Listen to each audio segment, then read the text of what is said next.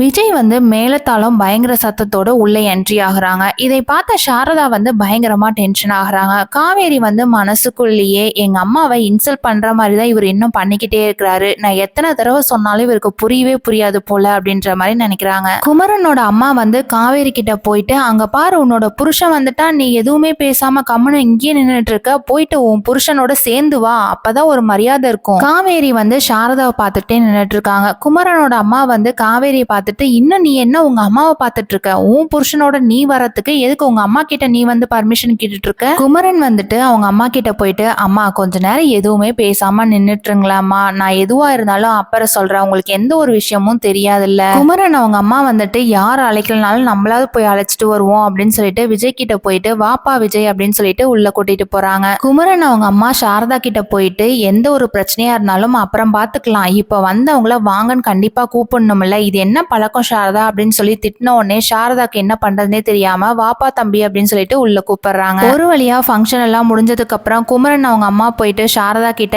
எந்த ஒரு பிரச்சனையா இருந்தாலும் சால்வ் பண்ணதான் பாத்துக்கணும், உங்களுக்காக தம்பி அங்க இருந்து இங்க வந்து தங்கி இருந்துட்டு எல்லா வேலையும் பார்த்துட்டு இருக்கிறாருல்ல, இது உங்களுக்கு கண்ணுக்கே தெரியாதா. சாரதா வந்து நடந்தது எல்லாத்தையுமே சொன்னதுக்கு அப்புறம் அதுக்கு அவங்க, உன்னோட புள்ள தப்பு பண்ணா மட்டும் நீ ஏத்துக்கிறல்ல, அதே மாதிரி தானே விஜயும் அப்படின்ற மாதிரி சொல்றாங்க. காவேரி வந்து விஜயோட போனா நல்லா இருக்கும்னு நினைக்கிறவங்க அந்த வீடியோக்கு மறக்காம ஒரு லைக் போட்டுக்கோங்க. நேத்து கமெண்ட் பண்ண மகா சசிகலா ஜெயலட்சுமி அவர்களுக்கு மிக்க நன்றி.